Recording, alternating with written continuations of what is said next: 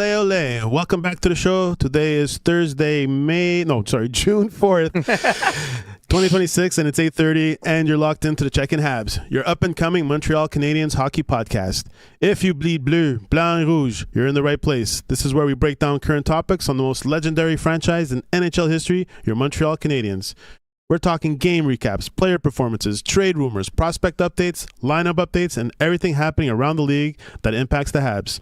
We stream live every Thursday at 8:30, but this might be our last episode every week. We might start doing, now that the season's over, might go every 2 weeks. We'll let you know at the end. So make sure you subscribe, follow, and turn on notifications so you never miss a drop. In the owner's suite, you have yours truly, Mr. Brian. And let's introduce tonight's lineup. Starting lineup, we got Steve. What's up, everybody? He's back from IR. From the IR list, he's back. My shoulder. What's up, guys? Back. We got Pascal. We got him back. We dragged him back here. Thank you for having me. And the one and only Mr. Tony. What's up, everybody? Hey, Tony. All right, like I mentioned before. All right, Habs Nation, let's check in with the Habs. That's a little loud, huh? Oh, it's good. It's good. All right, guys, let's open up tonight's. Who's in the chat right now, Bri? Oh man, my screen just went blank. Odd. I can't see the chat right now. Oh no, the chat's right there. What am I saying? No one's in the chat. Guys, don't be shy. If you're in the chat, ask questions. Let us know what you think. All right, let's start off with. Let's do a little playoff review for the Habs. Maybe you take out the report card, start taking out the red pen. What were the biggest positives and negatives from the Canadiens' playoff run, and what lessons should management take into the offseason? Entering the season, few expected the Canadiens to be playing meaningful hockey this late. The club took a significant step forward, gained valuable playoff experience, and gave fans plenty of reasons for optimism. So what went right? What fell short? And does this actually accelerate the rebuild? Well, first, are we still in a rebuild mode? Are we finished, or are we still? Well, they're technically still rebuilding. They just took like a significant step forward. So the first thing to take out of this whole season and playoffs is that it shouldn't look as a step forward instead of just like, okay, they fell short and it ended, right? So they should just take the opportunity to build on this instead of like just falling flat and not moving forward, because they're way ahead of where they're supposed to be. So yes, they're still technically in the rebuild because there's still pieces that needed to be added, but they accelerated themselves with the experience they got. So like now they can, I guess they gained the year, they can transition into the next phase and start competing, because next year they should start competing again. No, what do you guys think? Yeah, definitely an amazing year for us. I think that's for sure. Is it a rebuilding stage? It's still building, not rebuilding, but it's a building phase that we're going through. Yeah, they're still the youngest team, right? So much to build on, of course, but there's opportunity. There's so much opportunity. Yeah. That's what's fun about this situation right now.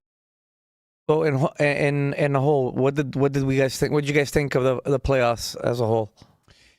For my part, I think that the team of Montreal learned a lot.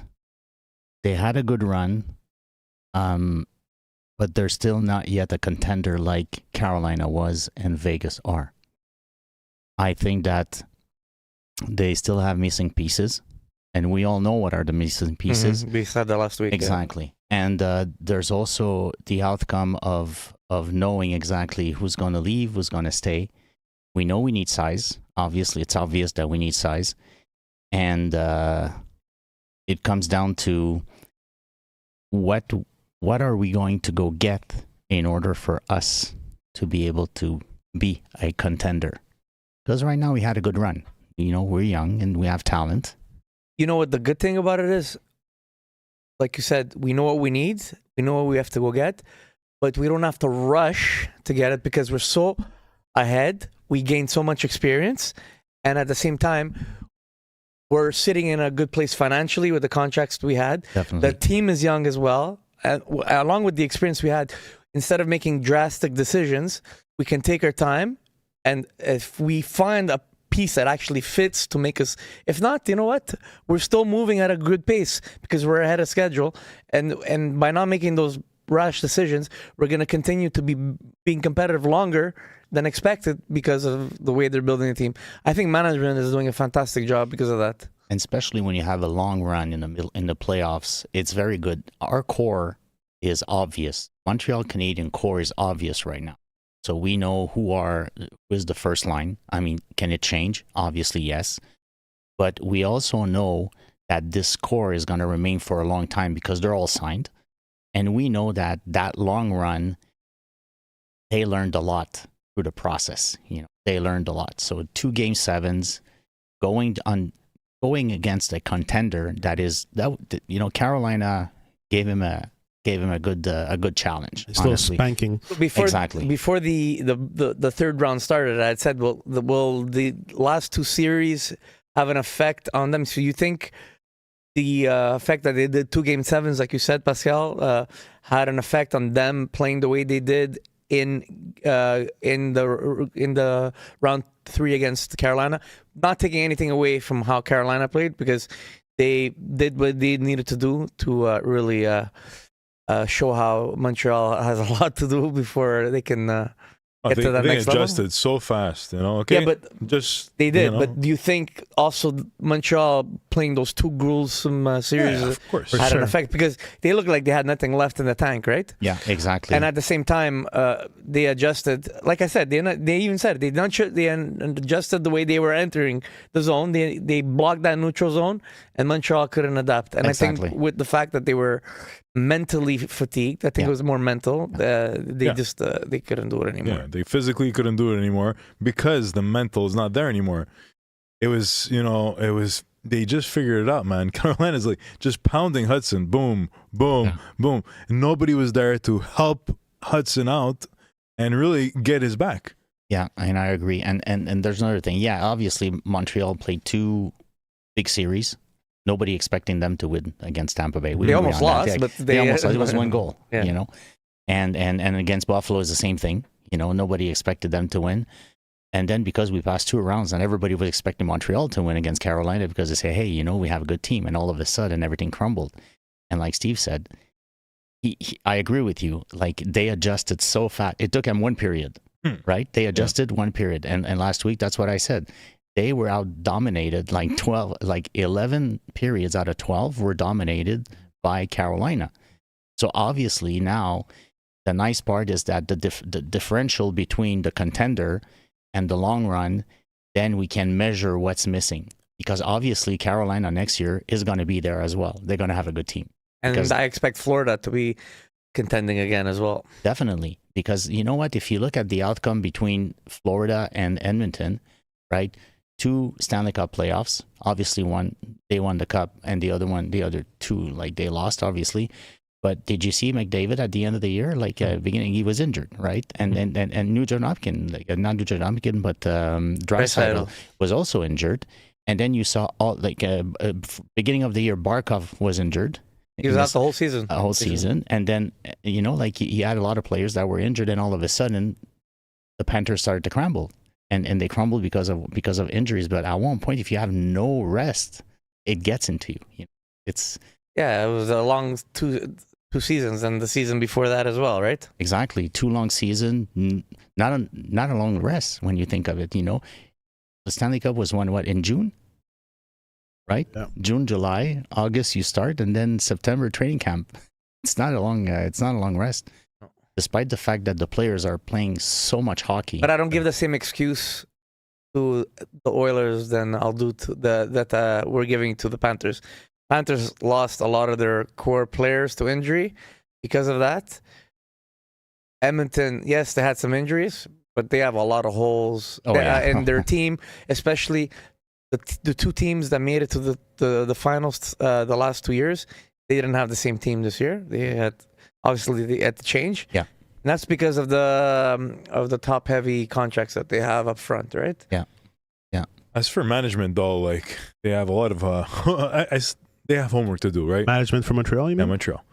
Like they definitely have a lot of homework and adjustments to do here. But they know what they're looking for. Yeah, That's the good thing. And they have a great foundation Of to course, work on. huge, beautiful foundation. But the thing is that what guys, in your opinion, though, like this is I was watching Hockey Junkie. He got me going, right? He's so good, that guy. And his last video was talking Shout about out to Monkey Junkie. No, Monkey Junkie. Hockey Junkie. He's amazing. And what he did was a tier of all the players during the playoffs for Montreal. And just Montreal. You focused just on Montreal. Montreal. Yeah, you always with focus the on them. tiers, with the tier is from, let's say, A+ to sucked ass, pretty much. Okay. And obviously, like Hudson was right up there. Suzuki was, I think he was right up there too. Or actually, I forget who else, but but he was Dobesh. A. Let's say Suzuki was an A. Dobesh was an A+.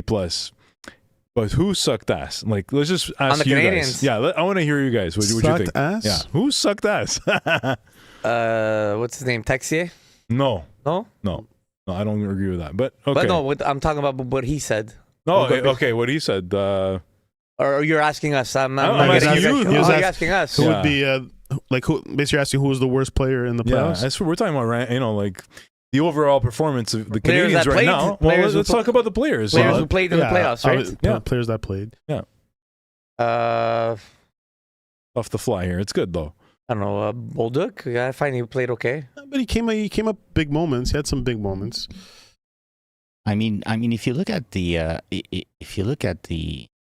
playoff run, I think a little bit of everybody did their part. Yeah, I was just about Right? to say Yeah. that. Yeah. So because they did their part, it's tough Hard to say. pick one, There are some players that we were expecting them to perform much better than they did, right? Nobody wants to talk about Caulfield, obviously, because we love him, scored 50 goals, but he did not deliver the way he's supposed to. And again, he's a 50-goal scorer. Obviously, you're expecting these type of players to perform in the playoffs and give us what we need, right? The first two rounds with Montreal, the first line was not quite the line that is supposed to be like it was during the season. Yeah. Well, Gordon said in the presser, it was in the season, our team was being carried by the first line. Correct. And in the playoffs, they were totally gone, and we got the opposite. Were they where gone? The support, Were they gone, or were they just Well, covered so they couldn't do anything? Suzuki, until Game 5, he was still third overall in scoring in the playoffs. Yeah. He was almost a point-a-game player, Yeah. but he was being used everywhere. Yeah. But I'm saying, overall, as a unit, compared to what they did in the season, they were carrying the team versus their secondary scoring. You didn't really have much. Yeah. And now in the playoffs, it was the opposite. You had a lot of depth scoring from your depth players, your fourth liners, your third liners, Anderson, blah blah blah blah, and you had productions from your top line, but not like you expected, like you were getting in the regular season, right? Well, first I want to say, what's up, Mike? Mike says hi. What's up, boys? What's up, Mike? I wanted to say my pick would be Jake Evans. Jake Evans? What? Yeah. No, No, man, wow. no way. Well, he was. No way. Bro, he Did he score? They used him on the second line as a center, where he was not his natural position because Okay, so he's playing so well. I said one. You say a name. Yeah. Then. Caulfield, he didn't play it Caulfield. well. Yeah, he didn't Caulfield. play. He scored. He's the one. Yeah, I but swear, scoring he is didn't one play. thing, but being. I mean, Caulfield. Like when you watch a game, if the guy's in the game and you see that he's implicated and he's there, you hear his name often. And at one point, after like 2 periods, I was like, I didn't hear the name Caulfield anywhere. Yeah. So, and again, it doesn't hurt the team because he's playing well defensively, so it's okay. Ooh. So, Caulfield. Yeah, Caulfield. yeah, exactly. So they were playing well defensively, so it does not hurt the team. Yeah, he But- wasn't hurting the team at No, all. exactly. He just wasn't scoring. Exactly. But Evans, I don't agree because he was so vital defensively on the face-off as a center. He was able to drive that third line. No, So your pick would be Caulfield? if somebody that was sucked in the playoffs, it would be Caulfield for And sure. you guys say the same? What do you, I just want to know. Yeah. Well, You say Caulfield too? I brought it up, and again, Slavkovsky Yeah, after the first game, as soon as he got hit, like afterwards, it went Changed. downward. When, It changed. A lot of Who knocked him turnovers. down? It was Hagel knocked him down? Could have been, yeah. Was it yeah, Hagel it was punched Hagel. him? Not punch him. You got The fight, The and then punch. afterwards the that's hit, right. the punch and the hit. Yeah. So he got nailed. It and was then- that. Sorry to interrupt there, Yeah. but I think it was that French dude in Tampa. There, he get his name there. He's very good. That punched Yeah. him? Yes. Anyways, that him. That's the guy. that's no or something. I forgot. That's his name. That's Stu. That's No, Stu. yeah, Well, that's the the one- guy. Didn't he? Body check. But he was taken out first. He was taken out the first game. First game, yeah, but Yeah. he came back. Then he after came that. back. Yeah, he yeah. came Yeah. back. Yeah. Anyway, so officially, Hockey Junkie placed Caulfield below average. Okay. Wow. Yeah. So that's like the I don't know. I guess it's almost a D. Let's say. Now, pure ass is Kirby Duck. no. No? No, actually, I no. don't know. A plus for For Dano. Dano, Okay, yeah. A plus. for sure. Yeah. He played so good. Okay, I was gonna say Texie or Bolduc he was gonna put. No. What did he put? Oliver Kapanen. Yeah, but he Yeah, played the but he last didn't- two yeah, but he games. barely He- played. It's like it's For the whole it's- series, not just for Carolina, for the whole it's hard. thing. he The thing, barely I agree with played. that, but it's hard to evaluate someone that plays 4 minutes a game.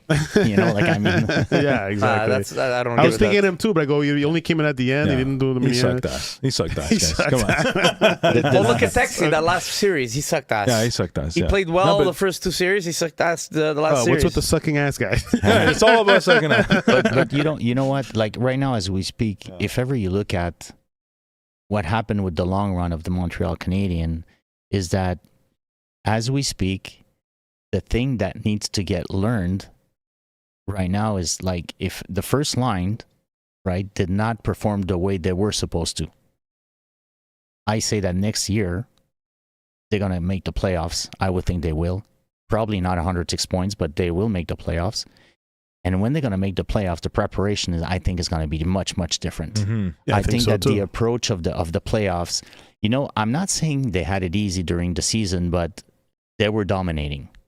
And I think that in their head, they would do the same thing in the playoffs, but they got it's kind They of struggled. Well, They struggled. Surprise. I have a little bit of a different take on that.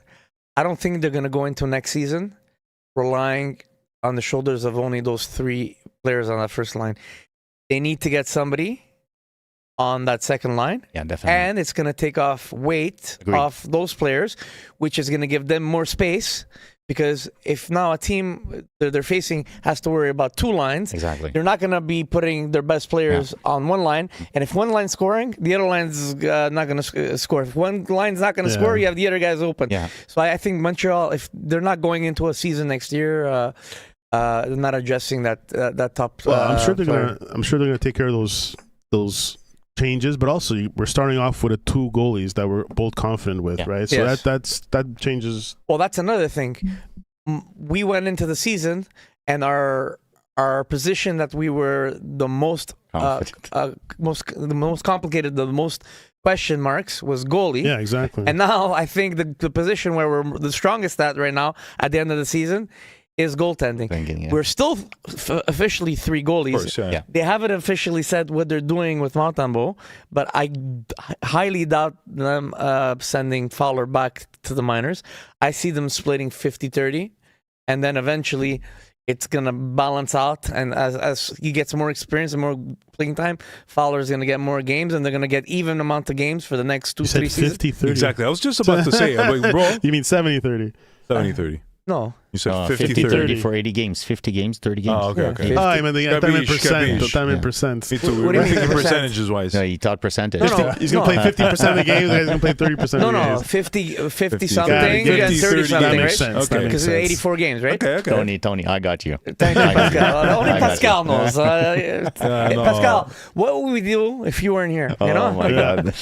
So eventually, and it's good, you do that for 2-3 seasons, and then eventually you build two valuable goalies, and you have Yeah. another asset to trade, right? Exactly, and the team's gonna get Montembeault. Yeah. He's gonna get traded somewhere Yeah, for sure. I'm sure there's a market So for somebody's him. gonna take a shot at him. Like he's- Monty is still valuable, very valuable, Definitely. and he just needs a bit of confidence going, and he can But he have won't be an a starter opportunity. wherever he goes. A fresh start always helps. Sure. With the mind. With the Yeah, Yeah, exactly. definitely.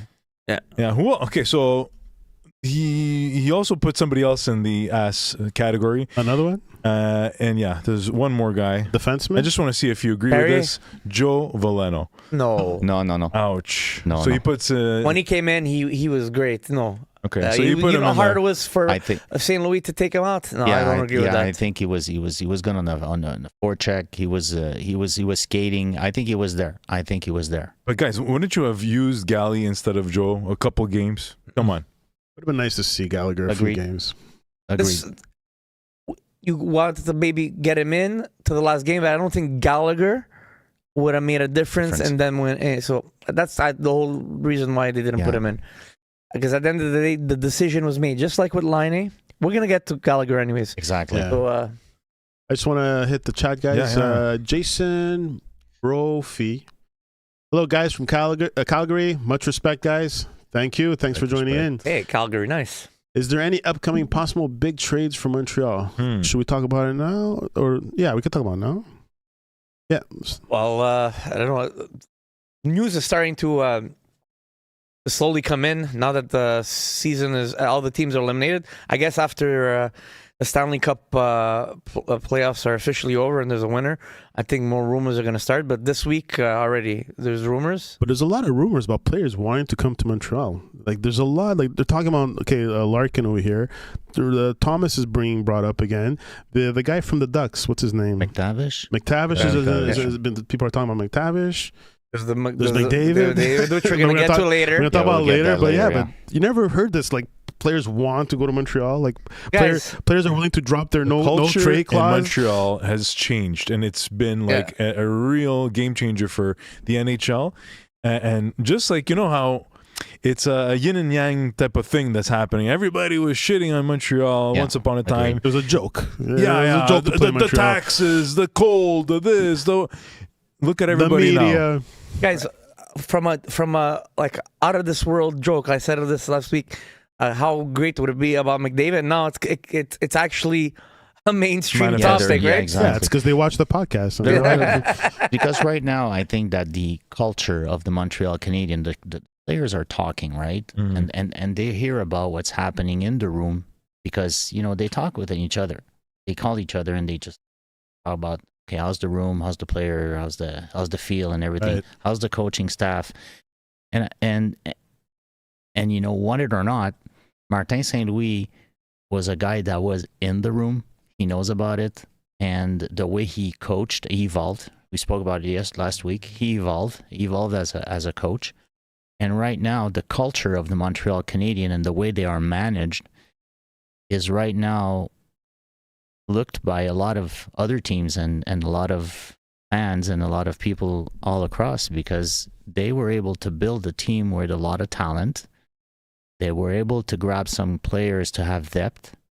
And now they're in a position where they can negotiate, which is amazing, Yeah, but the management team came in already with assets to work with. Agreed. So yeah. Guys, there was also another name this week that could be a possible person of interest that Montreal can Corey Perry. no. What's his name there from New York? Panarin. No, not Panarin already Panarin. left. Yeah, sure, he's not there. What's his name there? The Russian name. He's American. Trocheck. Trocheck, yeah. Go check, yeah. So he looks like he's on his way out. You spoke about Thomas last week. Yeah, but I don't see him a fit. I And, don't want him in Montreal. Nichas? Martin Nichas? Nichas is another one. He sure too, right? Sure. Sure. And Yeah. Elias Peterson? I don't want Pedersen on my team. No, but it's he's There's there. The rumor is there. And Eriksson. Eriksson yeah? Ek is also a player that might probably be of, he would probably fit the mold if you look at this. So, and of course, Connor McDavid, but that's another subject. That's a dream. We go to the next topic. Well, I actually want to show you guys a little clip. yeah, I go want to ahead. see what you guys think about this.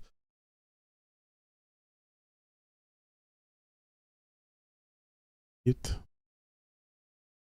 We just witnessed the biggest choke job in the history of sports, okay? The Montreal Canadiens had a cakewalk to the NHL Cup, the Stanley Cup, okay, to take on the Vegas Golden Knights, and they can't even win at home. They're the worst team in the league by far at home. They can't defend home ice with all the crowd go, ole, ole, ole, ole. How can you not win in there? The Montreal Canadiens just displayed the biggest choke job in the history of sports. We just witnessed The biggest choke job in the history of sports. That's the biggest crock of shit I've ever seen. Exactly. Like, seriously? If they were chokers, they wouldn't have gotten to where they were, especially with the type of young team that they have. These guys showed a lot of resilient is the word of the year for this team. They're so resilient. Who cares if they didn't win at home? Some teams are better on the road. Some teams are better at home. They're far from chokers. This is a clickbait video. That's all it is. Yeah, that's probably He did some it for guy just clickbait. trying to think. Yeah. Just like the guy from the Maple Leafs screaming at every time Montreal did something good. By the way, like, you know, it used to be these type of like influencers and people, all they do is shit on the Leafs. Now it's going to be the other way around. People are just going to talk shit about the Habs because we're hotter than everybody else, man. We're the commodity of the NHL right now. And we're the talking The team, reason man. people shit on the Leafs is because they have so many ample opportunities to They do fuck up something so great, many times. and they keep fucking it up. Exactly. Like Brian said. Like, shit, man. You had the perfect opportunity to build a contender and a winner, and we need a team like the Leafs to be good and to win. And it's because of fucking corporate bullshit all the time. Yeah. You know, and the media clearly doesn't help. I'm sorry, but the media in Toronto this week, the shit on Montreal the way they did after they lost was totally uncalled for. Yeah. Sid Sixero, my friend, I love your stuff, but what you said about Montreal, that it was unprofessional for them to go out the day after they lost to a concert. Yeah, That's ridiculous. Yeah, exactly. Like, come on, give me a I saw break, that. man. that's the problem. Nobody with- in Montreal complained, and you guys in Toronto, Yeah. you have to find something to complain about. Like, seriously. It once again, it's the culture with Toronto. It's always been like But this look at the way corporate mindset, and whereas here we're a family, man. We're like we want to Look get at the Mitch together. Marner situation. They're still talking about Marner, and it's a year he's gone. I hope that he wins the cup. I hope he wins the cup. I hope he wins Also- the Conn Smythe. He will. If they win the cup, Oh, he's my winning the Conn Yeah, Smythe. that would be amazing.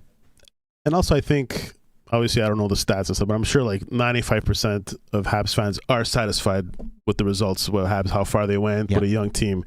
So let them party. They earned it. Fuck. We're like, we're going to shit on them. Like, that's the Well, what's mentality. wrong with- Because the Habs fans are so, not Habs, Toronto fans are so used to shitting on their team exactly. that they think we're going to do the same. That they think that's the way. And Toronto has a stick up their ass. Okay, And you know, kiss my ass, guys. you Yeah, know what? The funny part is the following. Right now, as we speak, they went right on a concert in the month of June. When did Toronto go to the concert? What month did they go to the concert? Yeah. They don't even Toronto, go. when they there. lose, they can't show their face in public. That's the God, difference. Exactly. Like Montreal can go proud. It's not that. Like, there's no reason to make a comment like that. They can do whatever they want. Their season is over. Yeah. They went to release some steam. They went to a concert. Some players on the team are fans of the artist. They're allowed to do what they want. Exactly. What's wrong with that? They're human, just like us. I would understand if the team had this attitude that they don't care. They don't care. They're just playing hockey. They have no heart in it. They're like, Good point. I understand. Oh, fuck you guys, man. You guys play and then you just lose a whole season and then you Yeah. guys go party. But no, they tried their hardest. They Exactly. played well. They played our hearts. Our hearts went with them and they deserve it. Fuck. Yeah. Let them have fun, man. Exactly. Yeah, exactly. They Exactly. fucking worked overtime the last month and a half. Two games seven. That's a good way of putting it. I don't know if we'll ever put a Leafs jersey up here. I don't know if we'll ever do that. No, no matter who comes here. Jan, by the way, I asked Jan to come. Well, we'll put it over there. I don't think it picks it up. The camera there. That's it. Or no, this one over here. The camera doesn't pick it up though. I Yeah, asked exactly. Jan to come. Only And the yeah, Maple Leaf, the Canadian Maple Leaf. So we have a friend of ours, Jan.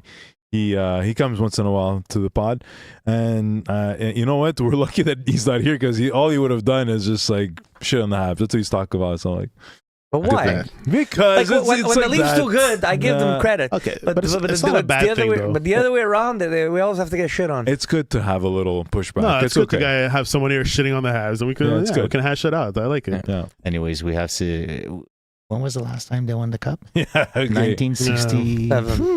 Yeah, 1967. Yeah. So we can go way back, way back. Those 6 teams in the league. Exactly. TV was black and white back in the day. Yeah. I want to move on, but I just want one more little mention. What do you think about Patrick Roy interviewing for the job? Yeah. What do you think about that? Okay, if he gets it, he gets it. But everything that management team is doing so far is controversial. For me, they're gonna hire whoever they can hire because because a lot of people don't want that job because the higher ups said this is what we want. So whoever's getting the job, this is what you got to do. They're not going through a rebuild, so this is why they hired who they hired, the controversial general manager, and now they're gonna hire a coach. If you want the job, as long as you agree with our vision, we'll give you the interview. I don't know. The leadership. It's all about leadership, right, guys? It starts from the top, the leadership. If you have a fucking stick up your ass and the leadership, you're going to have a stick up your ass all the way down to the bottom, okay? But the thing is, it's a corporate giant. Maple Leaf Sports and Entertainment. It's run. It's not just the Toronto Maple Leafs running it. It's a whole thing. But they need to change the culture if they want to win. You know, it's as simple as that. What's the saying? The fish rots from the head, right? So if the head's rotten, everything else below is going to be rotten. Exactly. Yeah. And right now it was controversial just with the first hire of the GM. So right now it's starting. And you know what? If you go back to the question, Patrick Roy, okay, if ever he goes to Toronto, that's gonna be insane against Montreal. I can tell you that. That's gonna be a war. Interesting. Yeah. I hope. This is my opinion. Pat Burns did it. He did. But he didn't play for Montreal. He coached for Montreal. But like with Patrick Roy, his jersey is hung as a bell center. Yeah. It's wild. It would be crazy. It would be crazy, honestly. You know, that's the 93 year when the Leafs lost versus the Kings. The Kings, yeah. Man, that was Pat Burns. You know, that was Pat Burns' team. Yeah. So imagine it would have been so amazing to face the Leafs. The finals. Yeah. Oh, wow. It would have been so good. Yeah. I don't know if Montreal would have won if they would have faced the Leafs, to tell you the truth. I don't know. I think they would have. I don't know. The Kings was the better team, right? They had one big guy. No, I think with Toronto was the pads. better team. And they had the guy with the pads in the back there. Yeah. All right, let's move on. Move on to the next topic. All right, the end of an era. What were your biggest takeaways from Brendan Gallagher's exit, and how should the Canadiens handle his departure from in the offseason? For over a decade, Gallagher embodied the identity of the Canadiens through both rebuilds and playoff runs. His leadership, competitiveness, and connection with the fan base made him one of the defining players of his era. Now that his time is done, how do they replace not just his production, but the edge and identity he brought? Well, I just want to say right there, I almost cried when he did that little interview and he was getting all choked up there. Yeah, I felt it. I don't know, and that's all he's known from professional hockey is the Canadiens, right? So it's a big thing of his career, his life. So it's hard to just, especially the way it's ending. Some people said the Canadiens kind of disrespected him. No, they made him go first. They gave him the chance to announce it himself. I don't think they disrespected him. He gave them a little shot at the end, which is justified, because he didn't want to leave, but they kind of forced his hand, right? So, at the end of the day, guys, we said it. He's got one more year, and that contract wasn't tradable, right? And this year, when they started keeping him out of the lineup, we saw the inevitable. And I said it before the season ended. Now there's a possibility of a buyout. But with this interview, I think Montreal is going to try their hardest, out of respect for Gallagher, to trade him, especially if he wants to go to somewhere a place where he wants to go. Yeah, I think if it can work out to Vancouver, they're going to try and trade him. But I don't think Montreal is going to just if they're not able to pull off a trade. I think that buyout is still on the table. You think they're going to be picky on a trade? You No. think they're going to ask for a lot? No, they're No, going to try a fair trade. Listen, Montreal still has 2 fourth-round picks and 2 7-round picks this year.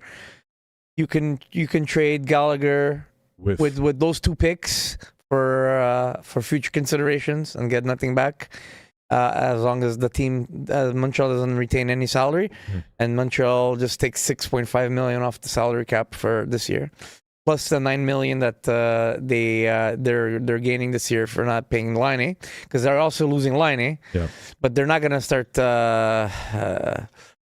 wheeling and dealing for Gallagher. If if somebody who wants him, it's gonna be easy, but they're gonna have to take up the whole contract. So if a team like Vancouver, who's rebuilding, wants to have their hometown boy come over, and they're gonna gain him and a couple of picks, but I don't think they're not trading a second or third or first round for Gallagher along with Gallagher. That's not gonna happen.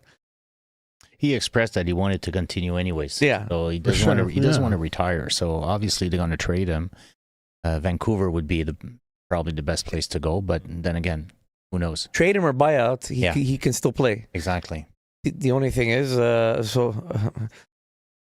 would make more sense for Montreal. I think there's repercussions when you buy out a player. I'm not sure what those what the rules are, but. Yeah, Montreal's losing draft picks, but I think it's better for them if they can trade him. Why not, right? Yeah, definitely. But the key is no salary retention. Yeah. Well, he's got plenty of energy, this guy still. He's slower than he used to be, but he'd be the perfect third, fourth line guy, in a rebuilding team. Why not Vancouver? It's perfect for him. It's more what he can bring in the room than anything. Yeah, absolutely. I don't know.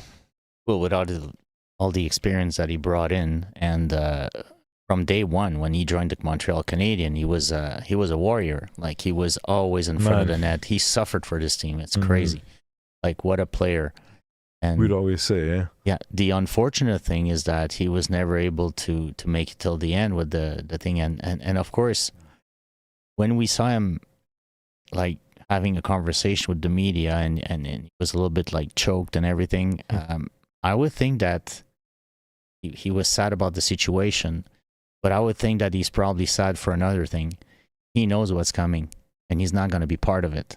And that must hurt. Of course. Because after all these years, he has been with the organization. I was looking ups and downs. Exactly. I was looking at the stats, how many times they made the playoffs and, the runs and everything. And right now, and we have to admit, even when Carey Price was there and everything, he never had a good team in front of him. The Montreal Canadiens they had a good team because they had the guy in the back with the pads that was making the saves, and it was changing the outcome of the team. Right now, we have a core that is extremely good. He thought that maybe there would be a possibility probably to play on the third and fourth line as a veteran and be able to go on with these guys. The problem is that now, the end of the road.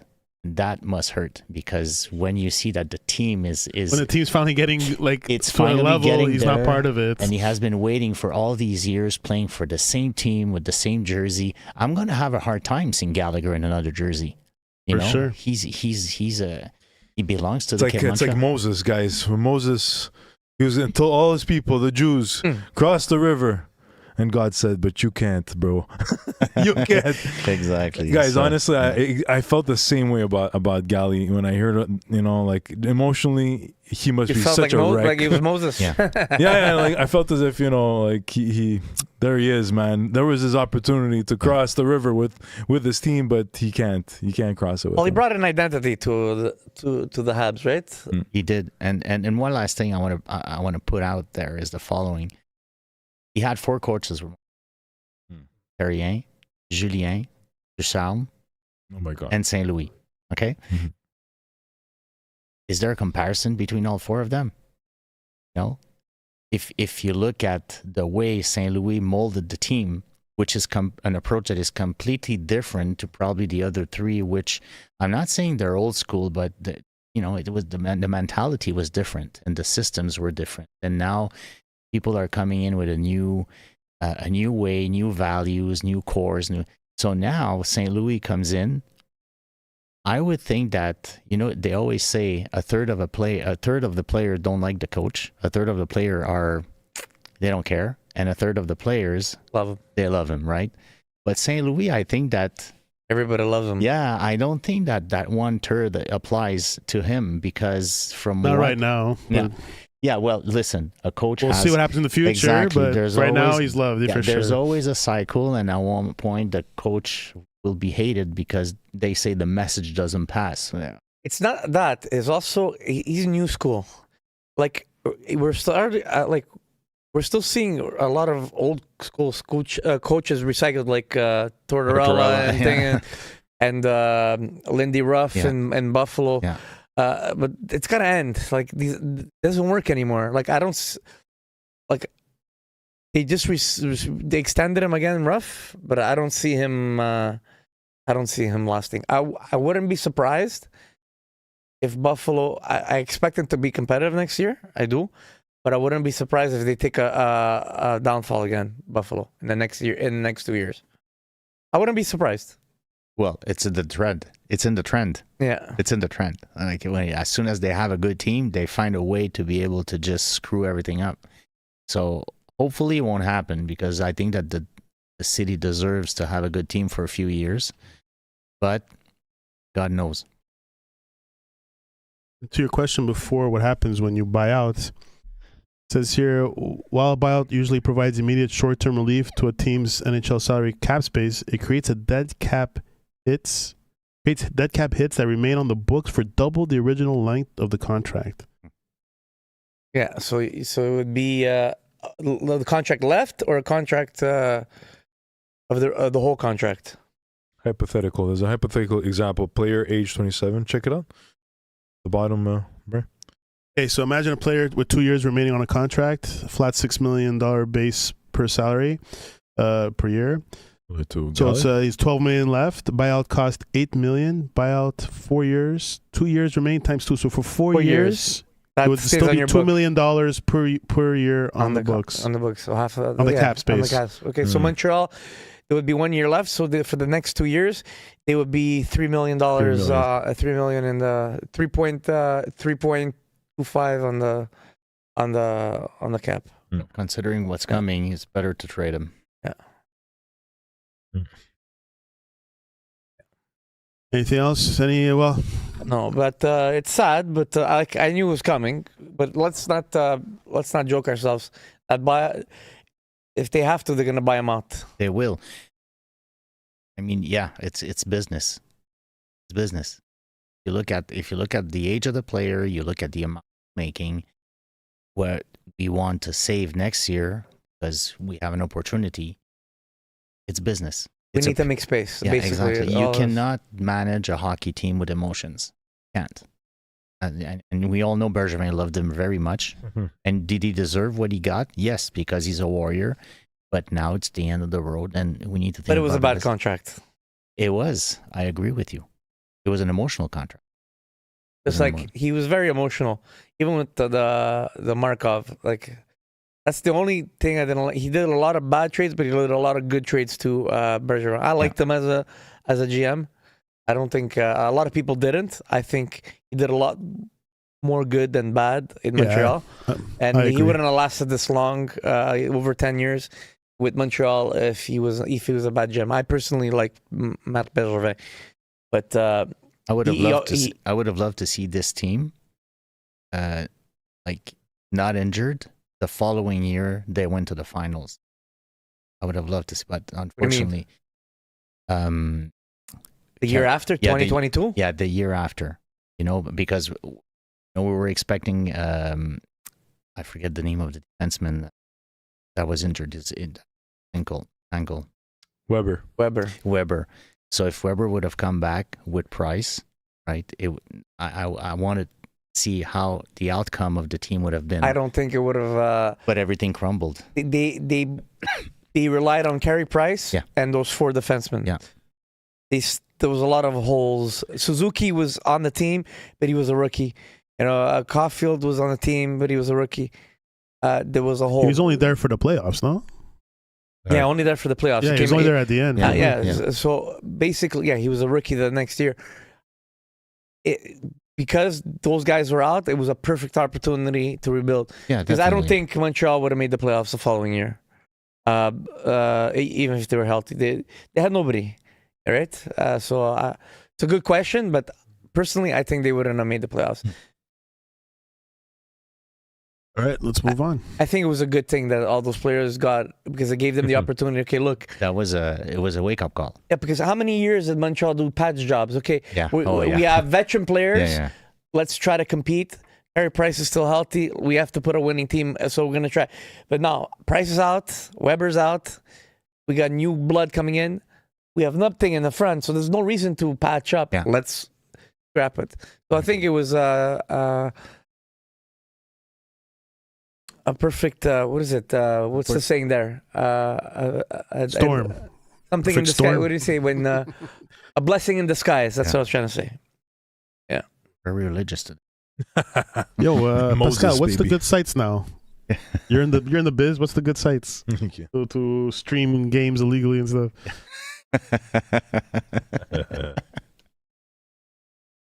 Go to the next one, Bray. Yeah, I forgot the game was on. Okay, let's move on. Guys, if you're enjoying the show so far, don't forget to hit subscribe and give us a like. Make sure your schedule a reminder for every Thursday at 8:30. Well, not every Thursday, every second Thursday from moving forward for the summer, p.m. Eastern, so you never miss an episode. All right, let's move up to Demidov. How likely is Demidov's extension this offseason? And should the Canadiens move quickly to lock him in before his value rises? Few players have generated as much excitement among Canadian fans as Ivan Demidov. Both the organization and player have expressed mutual interest in a long-term future. How likely is an extension this offseason, and what could a long-term contract look like? Well, we spoke about this a while ago, that he's an RFA, right, with Jack Eye, right, at the end of the season. And we had in that episode, we spoke about how it would make sense to sign him before September, was it 16th, before the new CBA kicks in. But now it's even more likely that Montreal should do it, because Montreal came out this week and said, we are interested in signing him to a long term. So they're not interested in giving him a bridge deal, right? And Demidov comes right back and say he loves Montreal, he wants to stay here, and he's looking to sign something quickly instead of letting it drag on. Mm-hmm. So this is a perfect opportunity to sign him to an 8-year deal, long term. Yeah. You think that's the best thing to do? It's an 8-year? Yeah, because it's- after September 16, you can't sign it for changes. more than that. And on top of that, gives Montreal the edge to sign him to a team-friendly deal, just like everyone else. Exactly. Now, there's been a lot of speculation this week about what that number is. There's been a lot of speculation throughout the season, throughout the number is. I have a number in my head. What do you guys think they should do? Personally, I think it's going to be done before the season starts, and I think it's going to be done before before July 1st. Mm-hmm. The new CBA is September, right? It kicks in September 16th, if I'm not mistaken. Yeah. So if they sign him before that, they can sign him to 8 years, because it's their only Montreal can sign him for 8 years. Any other team, it's 7. I would think it's between 8 and 10, not more than 10, that's for sure. Mm. And they're going to remain, and they're going to, like the core team is around 8, 8.5, 8.7. So I think it's going to be around that ballpark. I see him taking a team-friendly deal because everyone else did. Exactly. And also it's going to help show not only his team that he's committed like everyone else, but it's going to show the rest of the NHL, oh my God, what's going on with this team in Montreal?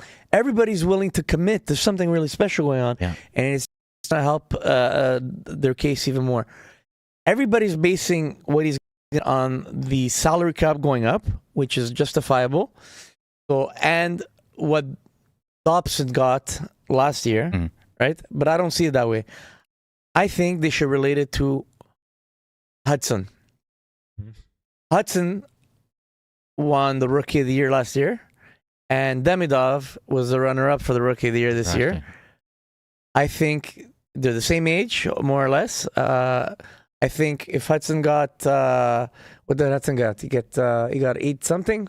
8.85. 8.85. Give him that. Ballpark. Give him 8.85, or give him, because of the cap, give him 9 million. Yeah. Sure. I wouldn't give him 10. I was thinking 8.5. Was it good? Yeah, that's 8.5. So what happens is if they don't sign him, 8 for 8. That's good for if me. they don't sign him, right, like before September, and he starts the season September, and then he starts kicking ass, right? That's another point. And Yeah. then, like, all of a sudden, he's got 80 points throughout the season. And then what happens? Then you're at, like, a 10 million. then he's the highest paid player on the team. But wait, Exactly. if that was the case, he Yeah. would have never come out and say, after Montreal said they want to sign him long term, he goes, I love Montreal and I want to get this done as soon as Understood. possible. That means he's willing to sign long term. He wants the 8-year contract. So I don't think he's going to wait because if he wanted to make his money, he goes, listen, I trust myself. I'm going to wait and I'm going to try to do like what's his name? Kaprizov. Yeah. And try to get Milk it. 10, 11, 12 million dollars if he would have waited. Get a better season under his belt and sign at the end of next year. And there's one thing Demidov knows. The Montreal Canadiens are shopping for a second center. And And a winger. and he's going to play with him. So obviously, Amy, if you finished like 62 points last year, 82 games, if I'm not mistaken. Mhm. So with a real second centerman, And if he wasn't Sorry, committed, just put your mic just an inch closer, Pascal. like this. and if he wasn't committed, he wasn't gonna do what he did this week, invite Zoroski down to come train That's with crazy. him. Yes. Spend a bit of the summer, too. you know. So that's a good thing too, right? I can't wait He's to spending see- the summer again over here. I can't wait to see this kid, and I cross my fingers. Of course, if ever we get a top player, but I hope he's gonna come to Montreal. I hope he's gonna come and play here because he's something else. Mhm. Zarovsky. Yeah, he is. He's Yep. beating Demidov's records apparently. No? I think It's not the same. if type they of trade player, anybody, yeah, if they get the right center, Yeah. it's gonna be Hage. age, yeah, But we'll get to that because that comes into the topic yeah, before. But yeah. they gotta make a move, right? Whatever it is, they're not gonna all the holes that they need. Well, guys, let's be realistic. They're not gonna get all that. If they do, it'll be a miracle. But if they get one or two pieces this summer, Yeah. it's good, and that's okay because we're doing good, right? It's okay. You know, you don't want to have your cake and eat it too. Slowly, Yeah, exactly. we have time, Yeah, right? we do have time. We I have just- at least 8 years. Yeah, I right? just don't want to rush things and make mistakes and make trades and you give up your core for stupidity. You know, I don't think that the management would risk that. I think the management right now is they know what they're doing. And they're not gonna panic. They don't seem to be guys that panics. So I think that they're gonna be able to. that's a perfect point. If they panicked, they didn't make a trade at the trade deadline. Exactly. They almost did, but they Yeah. were being cautious. Yeah. If it happened, it happened. Yeah. If they didn't, but I think if they're gonna make a move, it's gotta make sense for them. It didn't happen because they were being very careful. Exactly. So they're not panicking. That's a Yeah. good way of putting it, Pascal. Yeah. I just want to hit the chat. Naz26. Hudson took near 9% of what he knew would be a $104 million cap. Demidov will take near 9% of what will be $114 million, because he's saying it's going to go up to 114 later on. When the new deal starts, 8 years, $10 million per. Yeah, but I don't think he's gonna get 10. I think he's gonna take Montreal's gonna cut. offer him less. Yeah. And he's gonna Go to take it. I 9. think it's gonna be around 9. 9. Before gonna- he, Go ahead. No, go. No, I thought we were going to finish. You know how many freaking rubles you can have in Russia with these Canadian dollars? Just kidding. Is it United States dollars? Is it get paid in USD? USD. Yeah. Yeah, so. They'll get paid in USD. Oh, you do? I didn't even know that. Yeah. Well, I don't know if you want to. I was going to say something because I thought we were finished the topic. You want to finish off? You want to say something? No, before I we was go? just gonna continue on that point. I go, yeah, and he wants to get about the same value as Hudson, but at the end of the day, I think they're not gonna give him more than Dobson, and they're not gonna. He's not their best player on the team, right? Suzuki and Hudson are, right? So I think when it comes to a friendly deal, I think they're gonna try and get him under or close to Hudson and under what Dobson's making. Yeah. That's what Well, right he there. has good negotiating. He didn't win Rookie of the Year, but he had the points to be a Rookie of the Year. I'm not gonna complain if he gets 10, but I'm with the way the team and the management is handling all these contracts, I wouldn't be surprised if his number is around 8.5 to 9.2, something like that. Dobson's making what, 9.5, right? Yeah, he's the highest paid. Yeah. Well, it's the highest paid, but we all know that it's not he came. It was because of when you're shopping in free agency, that's what it is. You're Yeah. overpaying Yeah. For sure. because or else he wouldn't be paid at that price. So Yeah. right, that's why I don't want to base it on Dobson. I want to base it on Hudson. Hudson. That's Yeah. a good comparable, Yeah, exactly. even though it's a Makes defenseman. sense. right? Because he was signed by Yeah. he was signed by And the the management. argument is he won the Rookie of the Year. You didn't. Yeah. Right, and you were going up against a defenseman. Exactly. It's odd to see that, back-to-back years, 2 defensemen took the Rookie of the Year. Usually Yep, it's always that's the true. forwards, but last year Hudson, this year Schaefer. And it's also rare for Montreal for 2 rookies to be in the conversation 2 years my in a row. God, yes. 3 rookies. No, 3 years. 3 years in a It's row. true. No, Yeah, 3 rookies. Caulfield? No, but I mean, yeah, Caulfield. But this year, Yeah. 3 rookies, Yeah, 3 could have rookies. been in the conversation as they weren't finalists. Yeah. But you had at the end, well, it was mostly because of the playoffs. But Dobesh got some talks at the end Was there, towards the last 15 games. Kapanen, Kapanen, yeah. So we had 3 players. Yeah, so that's what I want to bring up. The whole time in the podcast, when we're talking about contracts, we're talking about a lot. Lane Hudson before he signed the contract. We're talking about Doc, Jack Kai, but I don't think once we ever spoke about Dobesh. And now I think Dobesh has a big. He is. Yeah, but he's still on an entry level contract But he's RFA next year. next year. So, I mean, it's a little early, but maybe. Like this guy can, I don't know, maybe if he has a crappy season, but right now he has a lot of negotiating power. Yeah, he does now, but so- I don't, Montreal's gonna wait of course they're going to wait. because They want to see what's going to happen. you can't go higher than that. So Montreal's gonna wait. Yeah. They're gonna wait until next season. Exactly. That's a good question, Ryan. But Yeah. they absolutely gonna wait. It's too early to speculate, you're saying? Yeah, because at the same time they're gonna use Fowler as leverage as well.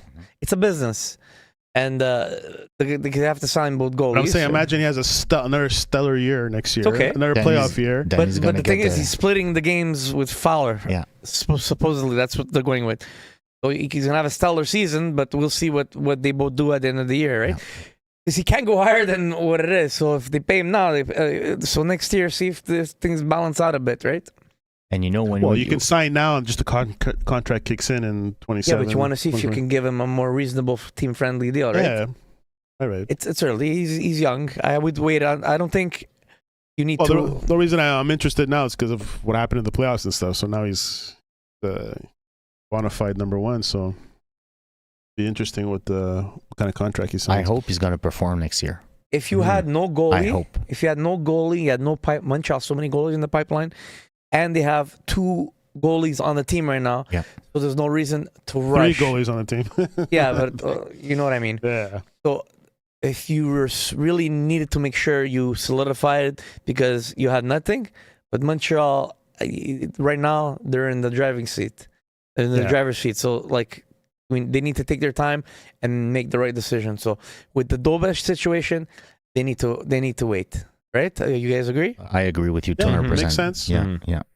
Makes sense. But what if, you signed the contract, let's say we give him a big deal, And and then then it's next year it crumbles. What do you do? I don't think it's another Halak situation. Yeah. I hope not. Halak didn't completely fall. No, But he's still young, right? Like Yeah. let's just wait. Yeah. Because as much as I think he's a proven bona fide, I think he's gonna be great. I still have a lot of hope for Fowler as well. Of course. I like Fowler a lot. Yeah. So I see Monty's. It's his last year, Yeah. right? 3.1, Yeah. and that's Then a he's UFA. decent. It's not like I mean, it still hurts, obviously, but it's a movable contract. 3.1. I think people will be interested. Maybe I have to retain a little bit. I don't know, maybe, but we can get something out of Monty. Brian, you go ahead. No, I was just asking you. No, I was going to read the chat. What do you Yeah, want well, to that's say? what I was going to tell you. Oh, okay. Because there's a comment I wanted to address. Nas26 says the higher the cap goes, the salaries will follow. It's not about who's best. Robertson in Dallas wants $14 million. That more than most players, including McDavid. I agree. Like the cap goes up, you base it on. That's why I said before. The Montreal's going to try and base it on Hudson, but also take into consideration that the salary cap goes up. Have him take a team friendly contract, but give him a little bit more because of the cap going up. So that's why I say in between what Hudson and Dobson is getting, between 8.5, 9, but he could get 10, but I don't see him getting 10 because of the way Montreal is approaching contracts. But that's the only reason. Let's put this in perspective, okay? Let's say Demidov wants to have $14 million. What's going to happen in the room? What's going to happen in the room? Stuff like that ruins the core of a team. Huh? Exactly. And right now, you had a very... I think that's what happened like with Subban. When he signed that big contract, people, it kind of deteriorated. And you know what I want? Like, what happens is that the veteran that is there for 2, 3, 4 years, and he sees that the rookie is getting like 2, 3 million more than, and he haven't even proven himself. That's you think tough. Montreal would sign him? I don't think it's gonna happen in this situation though. No, but it's just it's a good question. It's a perspective of like Robertson wanting like 14 million. He gets the 14 million. Okay, does he deserve it? Granted, he deserves it.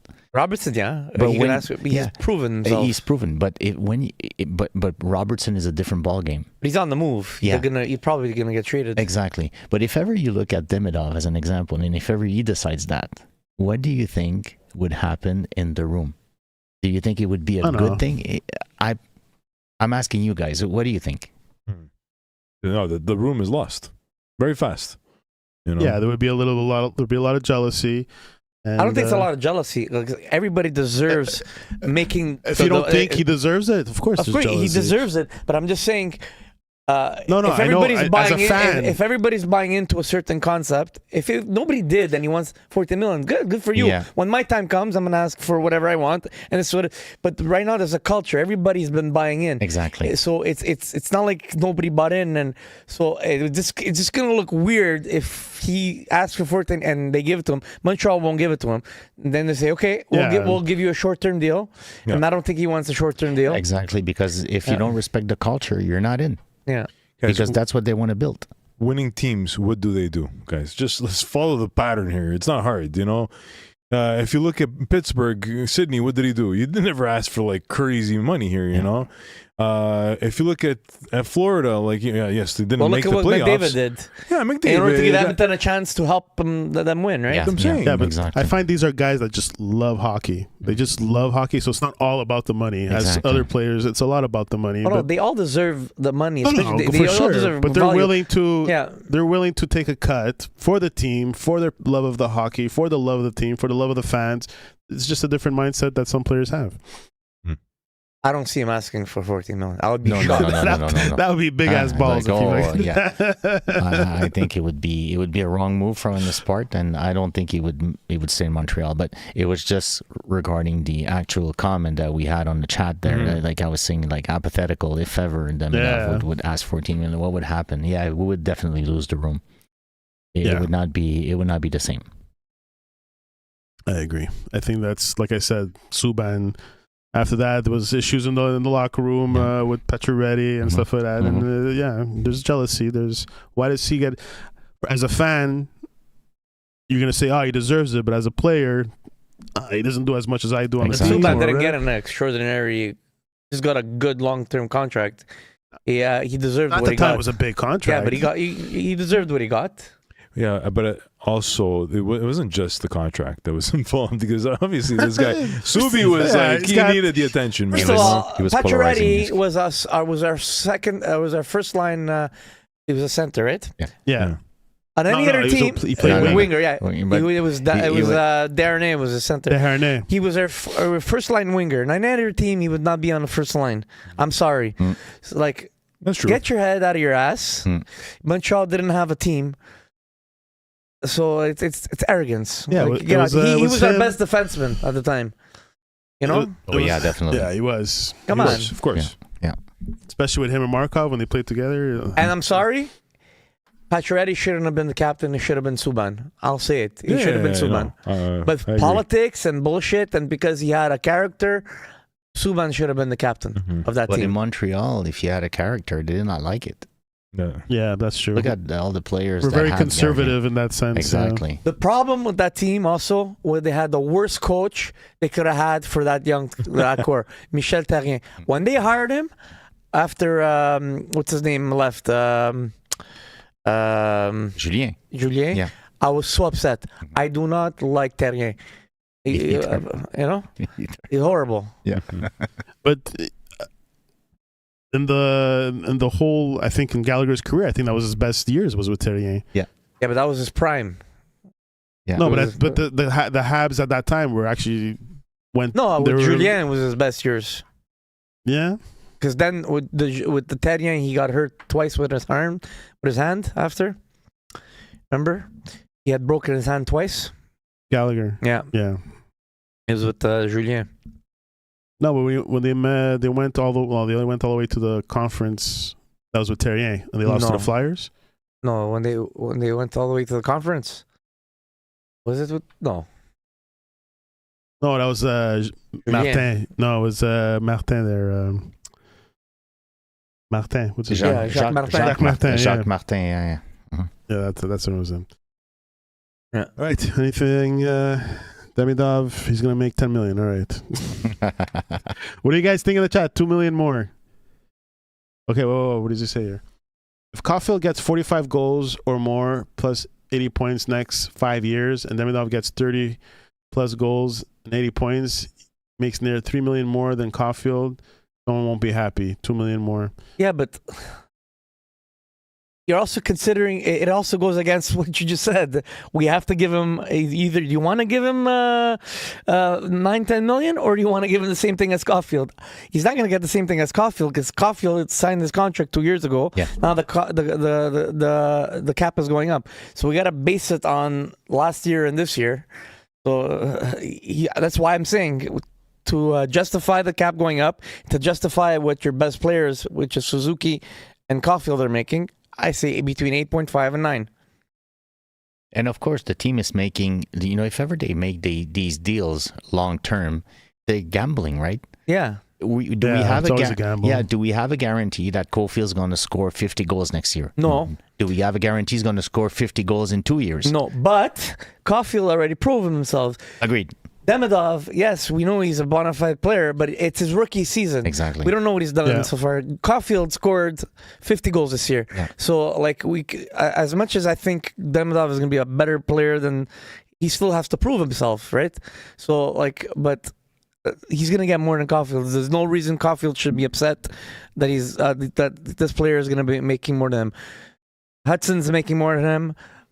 Dobson's making more than him. I think Matheson is making more than him. No, Matheson is making more than him.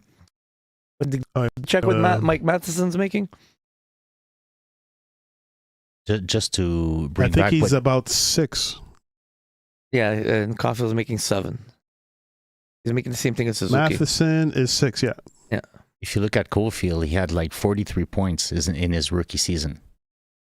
Mm-hmm. You want to make a difference between the rookie season from Demidov, and Demidov was nominated for Okay, so rookie. good. So he had a better rookie season than Demidov. Yeah, exactly. There you go. Exactly. So obviously, and the rookie, and also when you look at the cap, it is the same thing. I mean, obviously, he's able to make more money, yes, but you know, it's a gamble. And now Montreal, that's what they're doing. They're signing their core players, and they're respecting the cap within the team, and they want to build they want to build a culture, and that's pretty obvious. I don't think anybody on the team is gonna be unhappy with whatever he signs, especially if he's taking a team friendly deal. That's the least of my worries. And you know what? He's buddy with Hudson. Yeah. Right? Yeah. And he saw what the kid did. So he's going to do the same thing because Hudson got, like, he everybody was looking at him and say, oh, wow, he would have been able to take more. We agree on that, like, right? But he didn't. guys, let's take into consideration when this team is going to be on the top of their game, Caulfield's not going to be our top line winger. He's going to be our second line winger. So it doesn't matter what Demidov is making. Demidov is going to be our top, looks like he's going to be our top number one winger. So when the team is competitive, there's a chance if we get a bona fide center, Caulfield and both Suzuki are not going to be our top. So I'm not concerned at all. What you're trying to say is that our first line right now is not going to be our first line in the No, future. it's our first line, but the way we're building, Yeah. If when Montreal wins the cup, if Montreal is going to win Montreal the wins the cup. cup, I think I think they're going to have a team that when they have a team to, let me put it this way, if Montreal has a team ready to compete and win the cup, I don't think Caulfield and Suzuki are going to be our first line players. Yeah. It's going to be whoever is on that team. Well, yeah. Whoever we have drafted in that team, yeah. By the way, guys, just a little news here. There's Braden McNabb who just got a slap shot right in the face. Boom. Okay. Flex. Brian, you want to read the next comment? Just for those, it's 2-0 Vegas. 6 minutes left in the second period. Mm-hmm. With with reports linking Montreal to Connor. No, read the next comment on the chat. Oh, I didn't. Will Michkov deal affect the Demidov deal? Michkov did have a better rookie season, struggled in his second season. No. Because Michkov is a horrible defensive player. All he cares about is offense. All he cares about himself is himself. Like Demidov, St. Louis turned him into a perfect two-way player. Yeah. He's been playing fantastic. Michkov, I'm happy Montreal didn't trade for him, draft him. Yeah, because there's a lot of issues in Philadelphia with him. He's very selfish, and the rumors that he thinks of himself and it's all about me are coming out. He's a lazy player. He doesn't play any defense. He doesn't go back. It's all offense with him. So no, again, no effect on the Demidov deal. Demidov is going to be a way better player, and so is Zarowski than Michkov is going to be. You guys agree or disagree? Yeah, I agree with you. Sure. Everything is about attitude. Attitude, yeah. And you know, that's a bad attitude in Philadelphia. Oh yeah, definitely. I remember when Demidov came in, and I had a conversation with my friends, and I said something. I said Demidov came here, right, with his girlfriend, directly from Russia. So what does that mean? It means that he's going to be serious about what he does, right? I mean, look at it. I'm sure all hockey players bring their girlfriends. I don't know if that's at 19 years old. Yeah. Mm-hmm. At 19? Mark my words, if stuff continues to go down the way they're happening in Philadelphia, watch them even trade him. Oh, I think that I don't think Michkov is going to carry the jersey very long in Philadelphia. No. So it doesn't Michkov for me is not even a conversation. Even there was an issue at the end of the year during the playoffs with him. You know, beginning of the year he comes in, he's not in shape. Then at the end of the year, there's an issue with him, with the coaching staff and everything. Another issue there. Oh yeah. I mean, you know, it's and with Tortorella at the first year, I was like following him. Like he got healthy scratch, few games, and Tortorella stated he goes, no, he does not deserve to play. Exactly. So if ever you start your rookie season like this, although he was a good, like he was producing points. I mean, he was there. But, you know, he was not serious. If Demidov played the way he did in Montreal, especially with St. Louis, he would be sitting. Yeah. Same way. Yeah. Tortorella coached St. Louis. As much as St. Louis has got a different mindset of the way he coaches, He's not gonna. He's got a culture, and he look what he did to Caulfield. He turned them into a perfect 200-foot player. Yeah, exactly. So that's what. So like no, as he could have had a better season than Demidov or anyone. It's not going to affect his contract. Demidov is a way better player than him, all around. What he did in the playoffs, he wasn't a liability for a rookie to experience playoff hockey for the first time. He was able to hold his own. He was able to hold his own. Exactly. He did not hurt the team. No, then exactly. Yeah. No turnovers and stuff like that. Like he was. Yeah.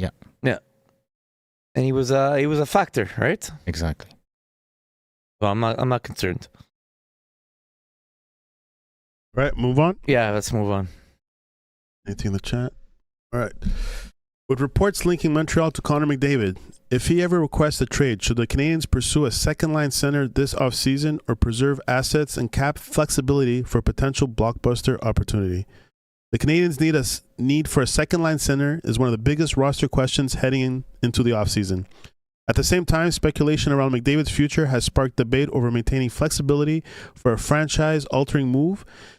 So which bet actually makes more sense? Solve it now or keep the door open for the future? What do you guys think? Should they try and trade for McDavid now, you're saying, or wait till McDavid hits the open market? If he hits the open market.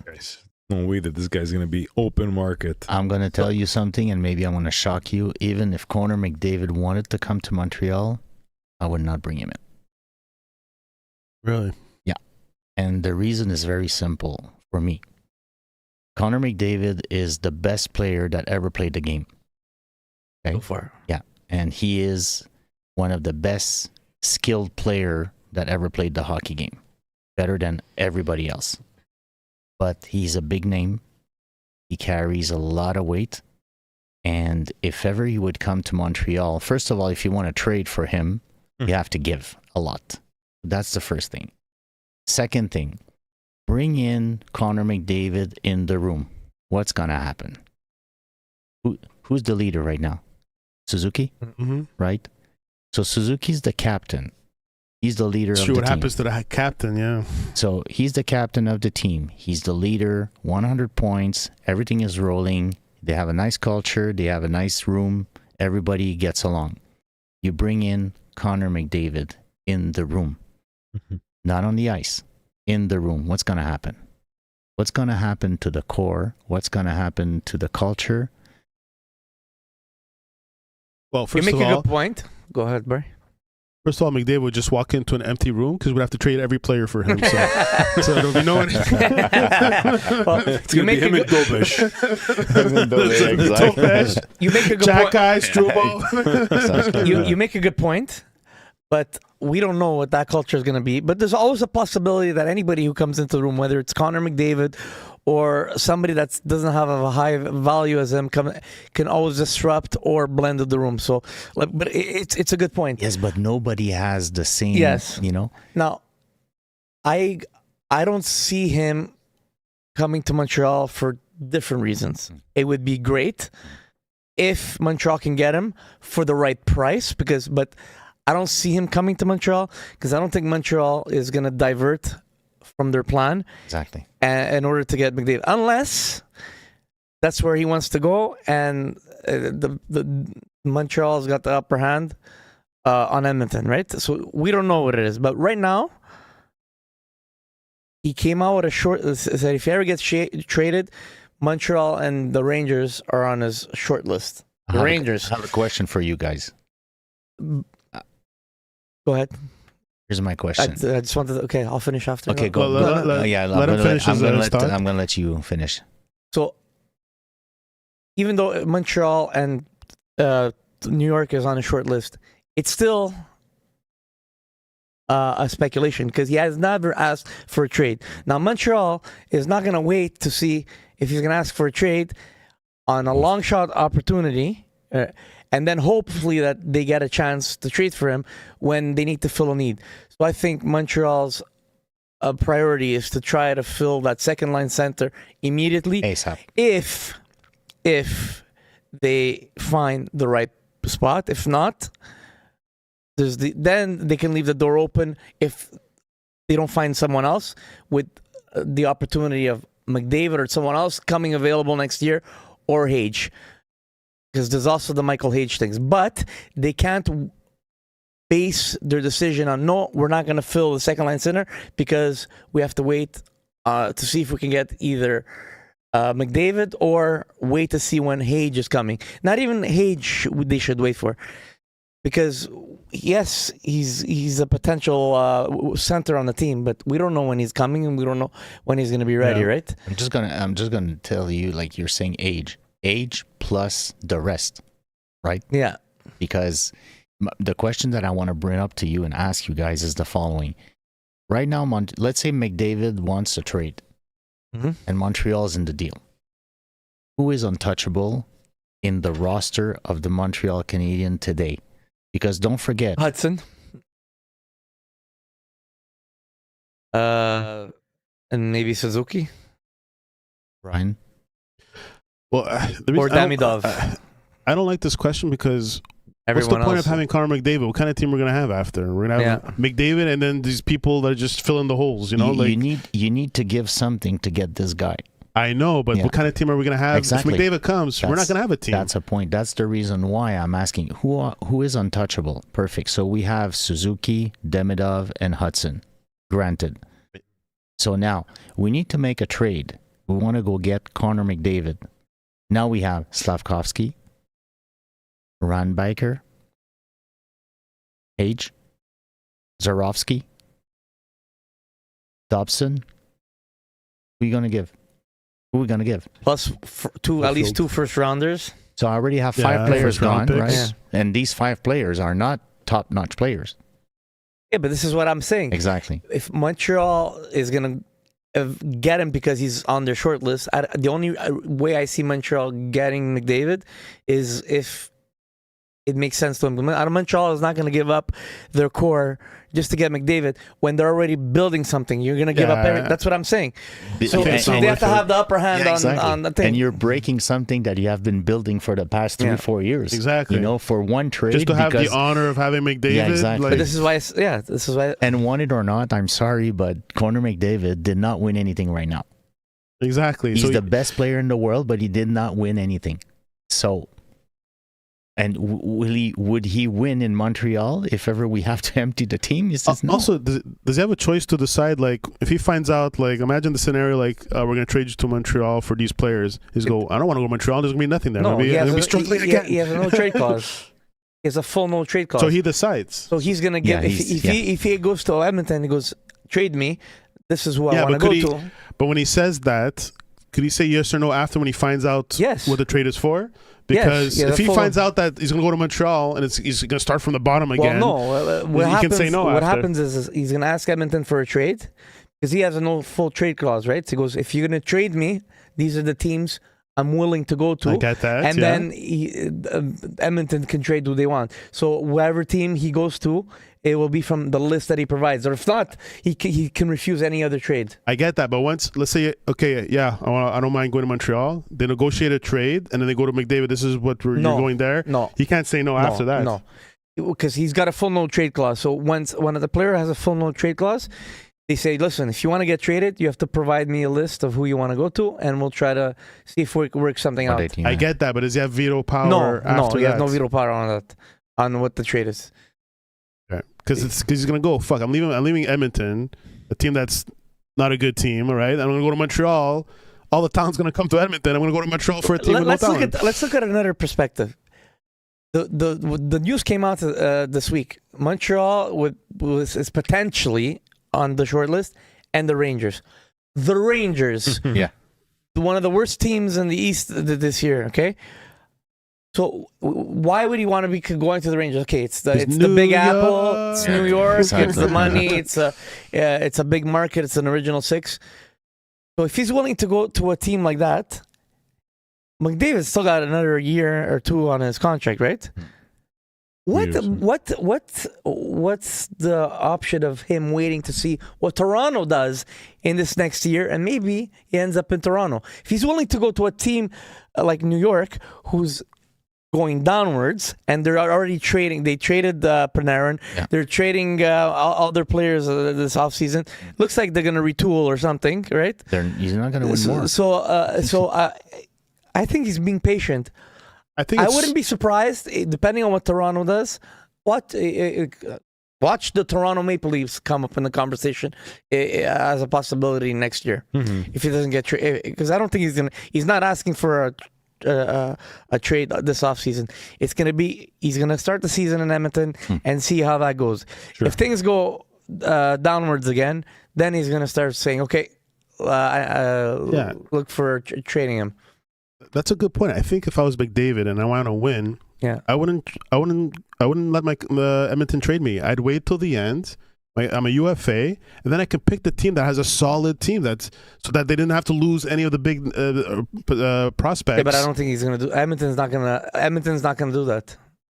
There's a no trade clause. Edmonton will not let McDavid go Without going to find it. But if he has a no trade clause, it's a possibility.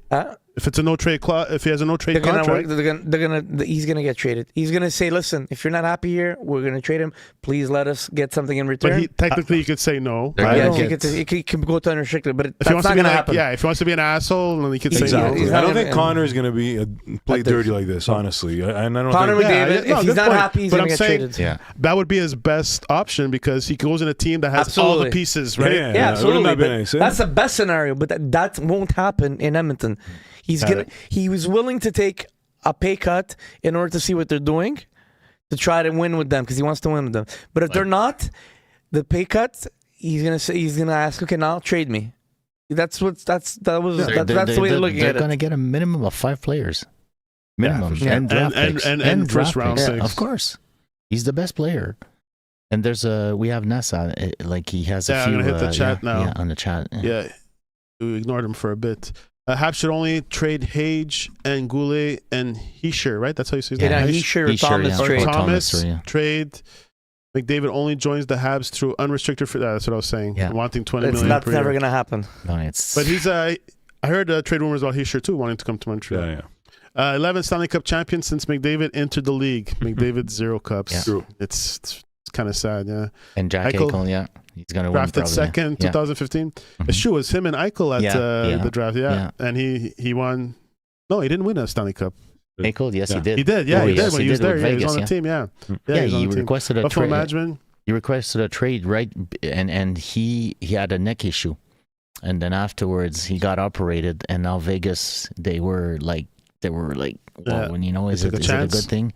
And obviously it was because he won the cup with them, and he asked to trade because he goes, I'm not going to win in Buffalo. It's not possible to win here. It's a mess over there at that time. Well, if he stayed here, it would have been a good thing for him now in Buffalo. But he's better off in Vegas. O'Reilly did the same thing. Mm-hmm. He decided to leave. He goes, I'm not going to win here. It's impossible. And then he leaves and he wins the cup. Mm-hmm. So both players win. Eichel drafted second, 2015 Buffalo manager. We're not happy. He might soon be two wins away from his second. Yeah, it's true because now what's the score right now, Brian? 2-0. Still 2-0. That's a commercial, but what's 2? Yeah, it's still 2-0. End of second. That's very surprising, honestly. Like I'm surprised to see. I don't think Vegas it's Buffalo management that wasn't happy. Oh no, it was not. But it was. It was. He wanted out. He wanted out. He wanted out. He goes, I'm not gonna win here. I don't want to play here. So yeah, it's the outcome. No, it was. So what's the? Go ahead. No, it was. I just said, what's the conclusion of the McDavid? So we should just stay put and just try and get two centers. The conclusion is Montreal should focus on if they get the right price and they get the right fit. Because I don't want them to just go anyone like Thomas. I don't want Thomas on the team. He's not on his favorite list. I don't feel he's a good fit. It's too similar to Suzuki. So if they can find the right fit, what's wrong with having two Suzukis? But if not, wait.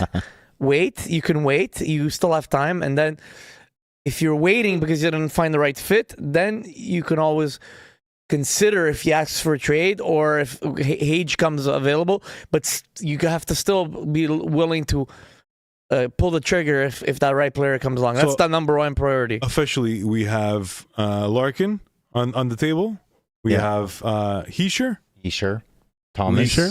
Thomas, Eriksson, Eriksson, and Pedersen. Pedersen, and another one, Eriksson. Trocheck. Trocheck. Trocheck. Out of those guys, who would you guys choose? If you had no choice to choose out of those I six, like Trocheck, Trocheck, eh? but he's old. He's what, 29? No, he's not. Trocheck. You check this out. Mm-hmm. That's pretty cool. Where'd you get this? I made He it. built it. Oh, really? Yeah. Look at you, man. This keyboard's dying. Everywhere. Check. Trocheck. It just opens up the profiles. Valerie. He's what? 5.6. No, 32. yeah, Oh, no. He's 32, yeah. He's 32 years old. And he's 5'1", 5'11". We need I like big. him, though. We need big. I think He's fast though. That's Eriksson. what- he's fast. Eriksson. I know, but we got to focus on big, man. We Yeah. got to Eriksson, get bigger. 6'2", 6'3", 207, contract 5.25, and there's 3 years I think left. Isher right now would. Isher too is a good fit. Yeah. And Guys- and Larkin is a good player, but I don't think, because he has a clause too, and he decides where he wants to go. I don't think he wants to come to a Canadian team. No. Come July, there'll be so many more names out there. Of course, Names that we don't even know. exactly. Well, we'll see. We're The in a reason good position. Trocheck came up is because I think he was the name instead of the guy in Toronto that was the secret trade. But I don't think so. I don't think either of them were. I don't know who it was. Nice, Matthew Nice, yeah. Matthew Nice. I mean, if ever you look at the age, I don't think he would fit the mold. He's a bit. But we need some vets. It's not a bad thing to have a vet. We can't be always too young. What's wrong with Suzuki? How many years have been like he's not going to be young forever? I like this guy a lot, Nico Hischier. Yeah. I like him a lot. A lot. A lot. I like him a lot. Anyways, Alright. we'll see. You know who knows better than us? The management. They know. No. That's The management listens to our podcast and makes Exactly. decisions. What are you talking about? We know Exactly. Martin St. Louis just texted me. You bring up a good point. Who should I play tomorrow? Tell me. That's Buffalo manager in 2015, it. Murray. Murray was mad he got the second pick and not McDavid. Yeah, but he wasn't mad because he had Eichel and traded him. It was Eichel that wasn't happy in Buffalo. I don't think they weren't. No, I he's don't saying he think- was mad he didn't get the second. You didn't get the first. I know, pick. but his earlier comment goes they were mad and they ended up trading him. Yeah. It wasn't Buffalo wasn't mad because of his production. Eichel wasn't happy in Buffalo. He was not. He didn't want to play. I remember that year, the year before McDavid was drafted.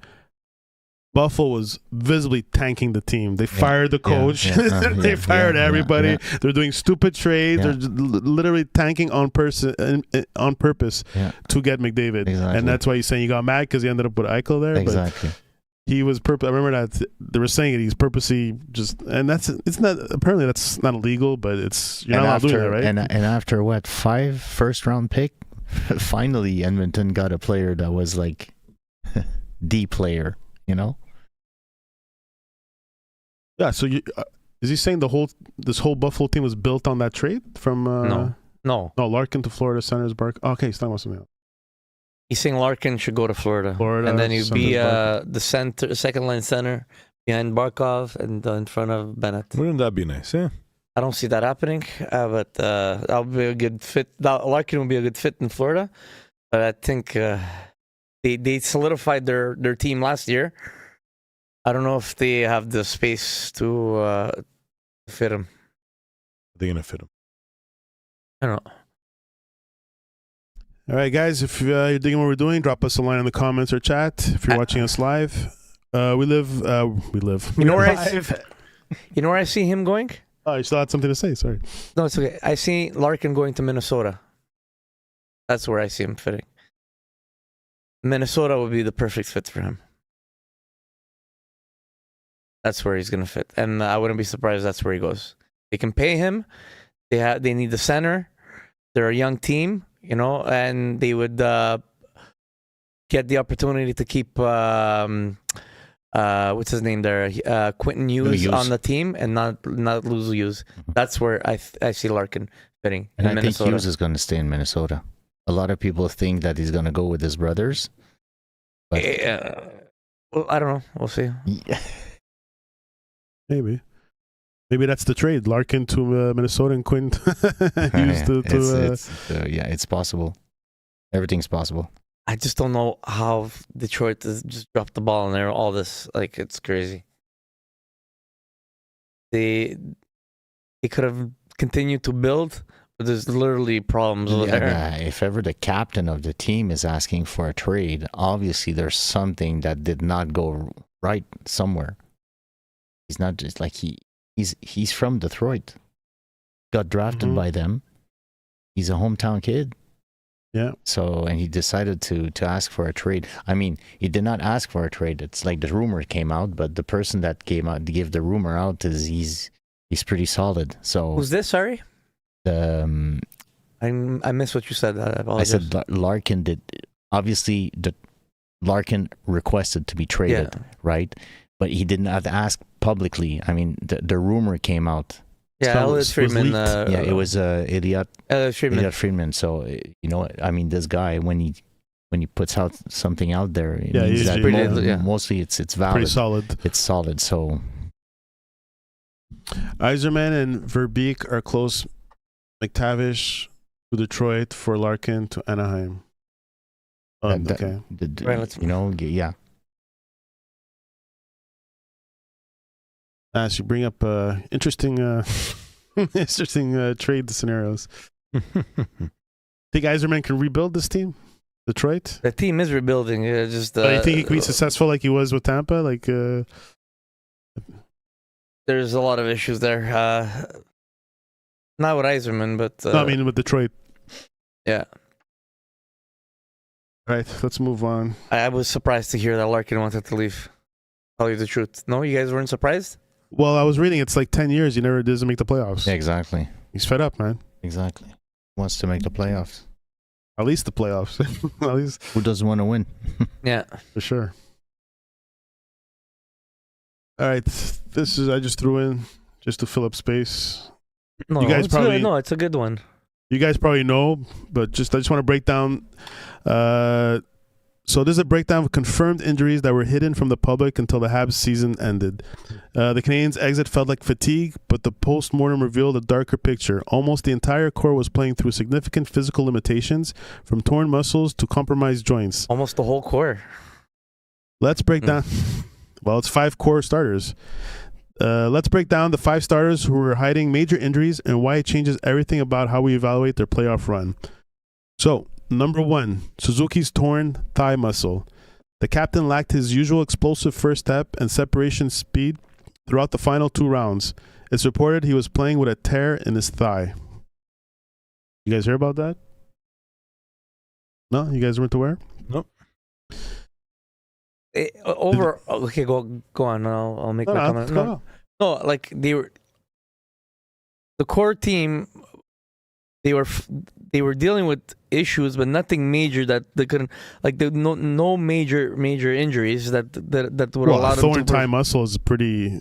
Definitely affects your game. I heard today that Noah Dobson went to surgery Oh, for. I'm doing the list over here. Oh, I'm sorry. I'm ahead of time. Hey, Sorry. Yeah, penalty. Really? 2 minutes. Not working. the whistle. Did it hear? Oh no, it's Yeah. mute. Oh, that's the.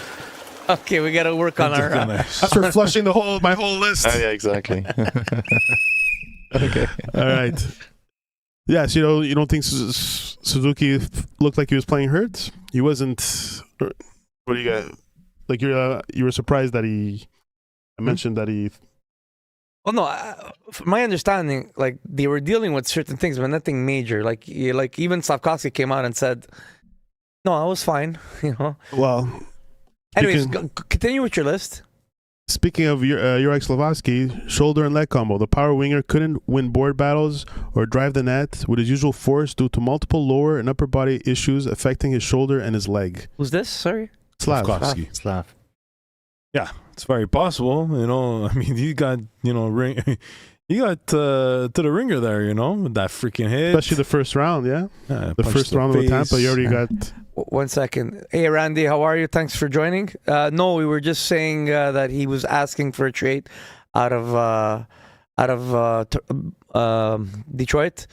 No, I don't think the Habs are going. We were just talking about the news of today. Go ahead, Brian. Number 3, Lane Hutson's shoulder injury. Despite his elite production, he suffered a shoulder injury. Hudson was struggling to absorb contact and protect the puck when the Hurricanes targeted him physically. Yeah, I think he got hurt on the Buffalo series there, and I think it was a game 5 where he got smashed into the boards there. I think that's where he was dealing with that. He also got hurt with Carrier? Is his name Carrier? Yeah, Carrier. In Carolina, it was a big hit, elbow. Yeah. An elbow to the... Number 4, I have Kaden Goulet's left knee. Well, he already came in. After dealing with groin issues all year, Goulet was actually battling a knee injury that limited his mobility as a top pairing defender. He was at risk for missing He was actually at risk of missing Game 5 against Carolina due to injury. He was a last game decision, but he was actually they were thinking about taking him off the line in Game 5. And my last one, I think,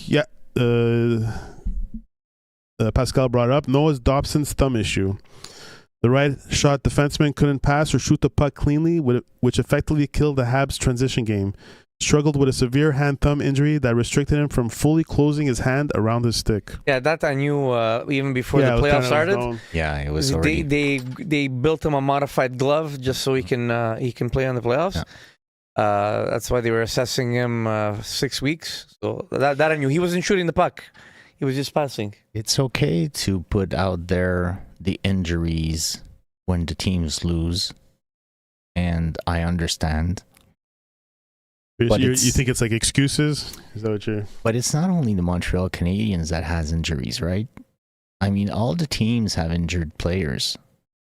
And, like as an example, is it necessary for us to know as a fan that these players were injured and playing injured through the season or through the playoff? Well, I think a lot of these injuries were in the later part of the playoffs, right? So that's why I don't know if it's important to obviously reveal the information, but maybe it starts making you think the only reason not the only reason they lost, but we all think they gassed out after 14 games or just fatigue, but also towards the end, that's when these injuries started to kick in. Maybe Slav, he probably got it early, his injury, and even Goulet.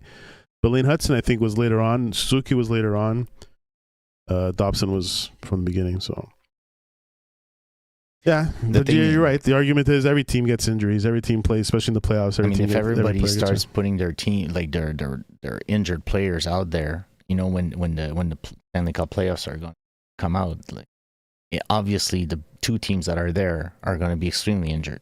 They're going to come out, but is it valuable to know this? What is the reason why? I guess to justify the. Well, there were some players not doing what they usually do, like Slav. He wasn't as powerful. Yeah, but as I don't think the injuries had anything to do with them losing. They just got beat by a better no, I mean team. as a team as a whole, but individually as the player, he wasn't playing as how you wanted him to play. As effective as you usually see him, right? Yeah. Why is he not doing what he used to do, what he normally does? But if ever they would have won the cup, what would have said? These guys are gladiators. See, that's my point. When you lose the series, you lose one series, another one. Then okay, you have the list of injuries. All the teams lost, right? But the team that wins the cup, what's the perspective behind the fact that they played injured? Because the losing team played as many games as they did, right? They also are injured. The list comes out. Oh, it's normal. They lost because they had injured player, but the winning team as a cup also had injured players, right? So that's why Montreal I'm saying played 14 games versus 8, right? When the start that makes a big difference. very big difference. This is why, if you read the last comment, Brian, it kind of contradicts what we were saying. Habs lost because they were tired and smaller team couldn't compete physically. Taylor Hall tonight admitted Vegas are giving Carolina problems physically. So I don't think Montreal lost to Carolina because they were a smaller team.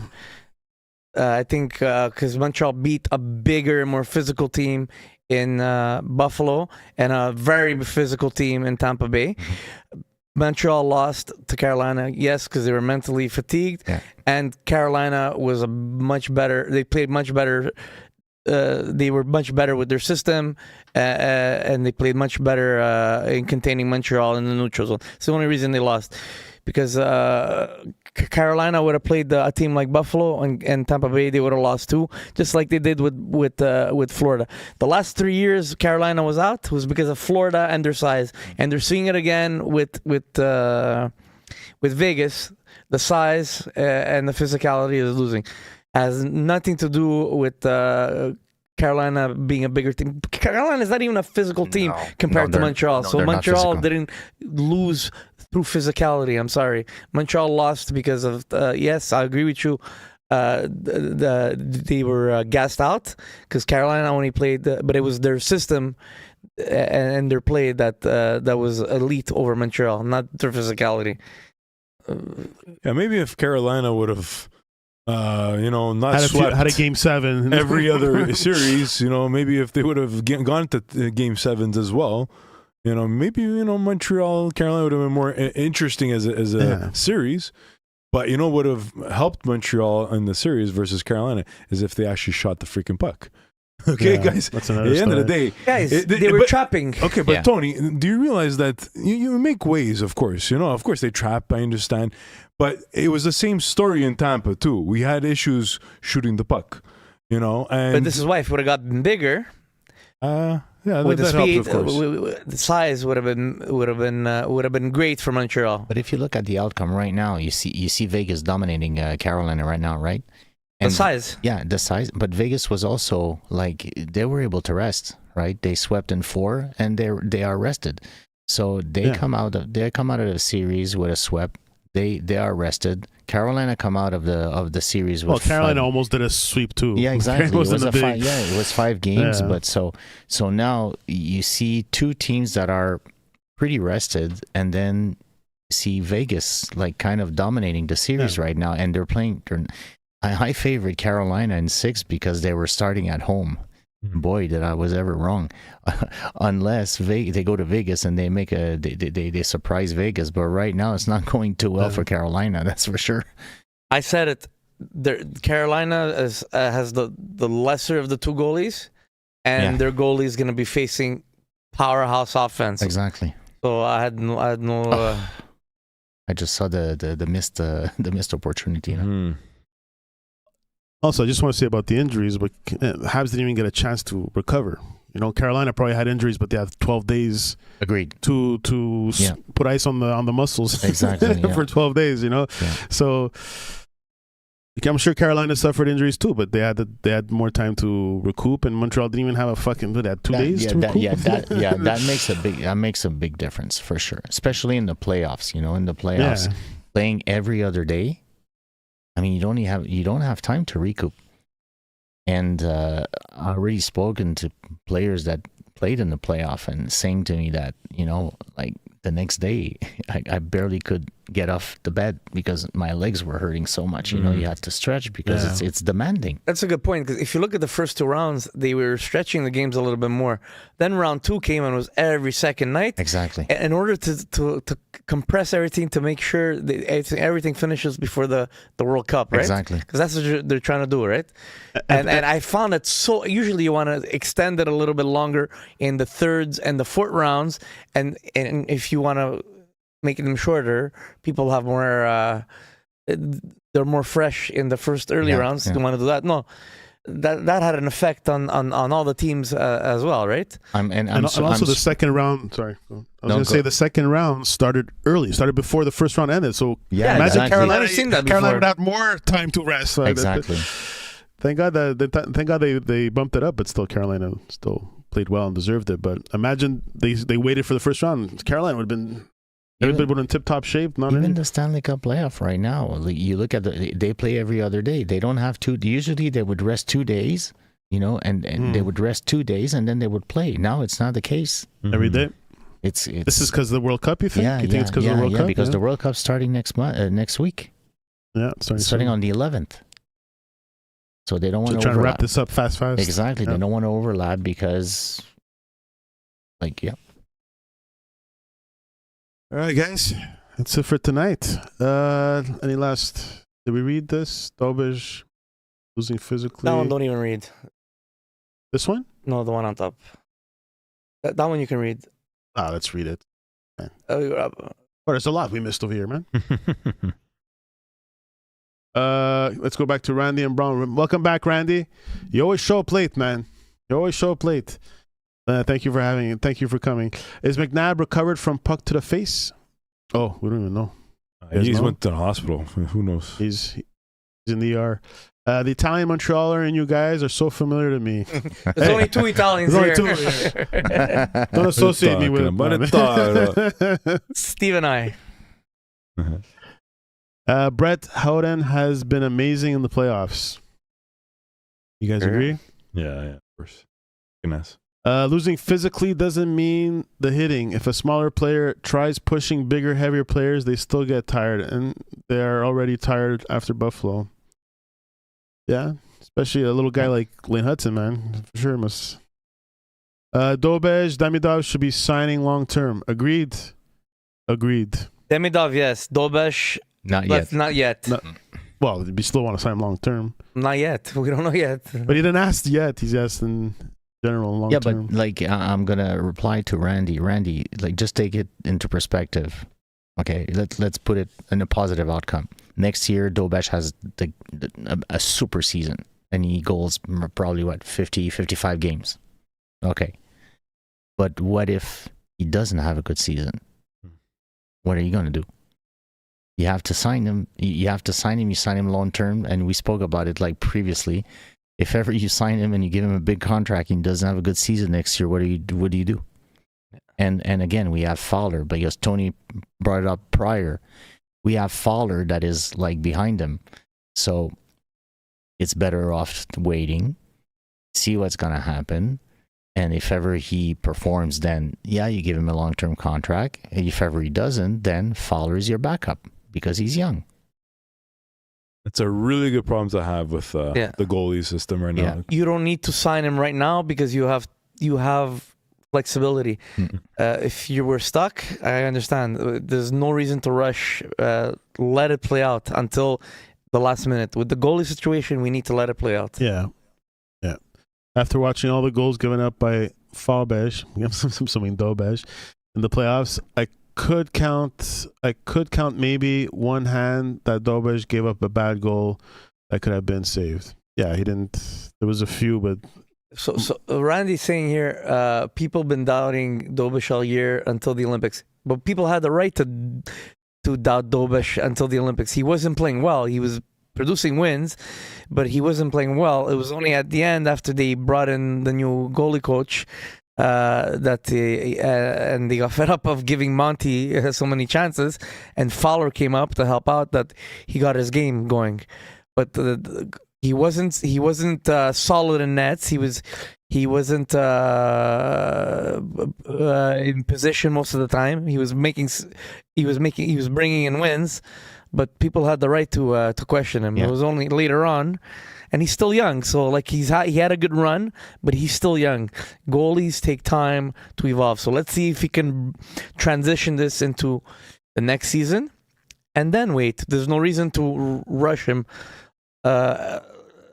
Just because of this, there's no reason to rush at all. Agreed. And if ever I can support your comment, because don't forget, Fowler came up.